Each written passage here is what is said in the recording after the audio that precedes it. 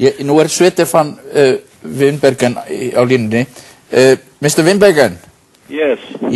You are an academic, you were an economics professor at the University of Amsterdam, and you used to work in the World Bank, and you were involved, for example, in the debt problems in Central America and in Mexico. Mexico, Eastern Europe, quite a lot of countries. You wrote an article in a Dutch newspaper the other day saying that Iceland needs debt management, not macho posturing. What do you mean by this? Well, I think for whatever reason, Iceland has gotten itself in a situation where it has too much debt. And your debt is anywhere between 3 and 7 or 8 times your national product. There's no way that's going to be repaid. So I think there's no point in being very tough on Iceland. That will just create 10 years of zero growth, and you won't be able to repay anything.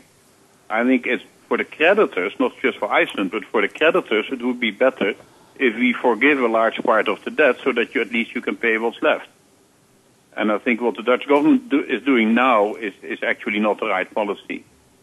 So how would you describe the policy, the current policy of the Dutch government?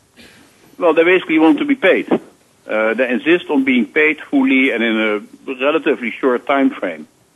And I think it makes no sense to ask a country like Iceland, with a huge debt overhang, to pay everything on the dollar. The Dutch government made a very unwise decision to sort of advance, without being asked, to advance these guarantee monies. Now they want to get it back. Well, yeah, in my view, they're not likely to get it back, and they shouldn't get it back. But what about the depositors, the people who put their money into the ISAVE accounts? Shouldn't they be reimbursed? Well, they knew that they were taking a risk. They knew, it was very visible, that they were not under the Dutch guarantee system. So they took a risk, they wanted 1 percentage point extra, and they took the risk to rely on the Icelandic guarantee system, while the international press for years already has been saying that Iceland was on an unsustainable path. The Economist described Iceland as a floating hedge fund already a year ago.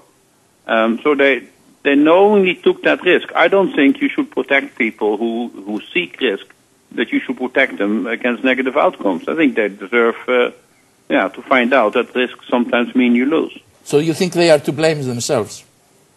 Partially. I don't. Obviously, there were very bad economic policies in Iceland, and the Icelandic banks were sort of completely irresponsible. So there's a lot of blame to share. Yeah. But it's not all Icelandic's fault. I think there was no really good argument to rescue the Dutch depositors.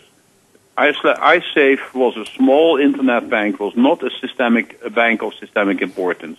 Like ING or ABN AMRO, the large Dutch banks, yes, those you have to rescue. Because they sort of, if they go down, they take the whole economy with them. But ISAVE were a few people who were not very, sort of, from an economic point of view, no company was in danger, there was no corporate credit. The bankruptcy of ISAVE was personally unpleasant for some people, but not a systemic risk. So there's no reason for me, I think, why you should have rescued the depositor.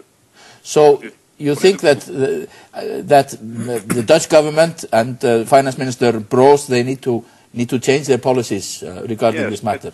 I think it's in fact in the interest of the Netherlands to forgive a large part of the debt. But I think in the end we will get more. Look, we would profit as creditors.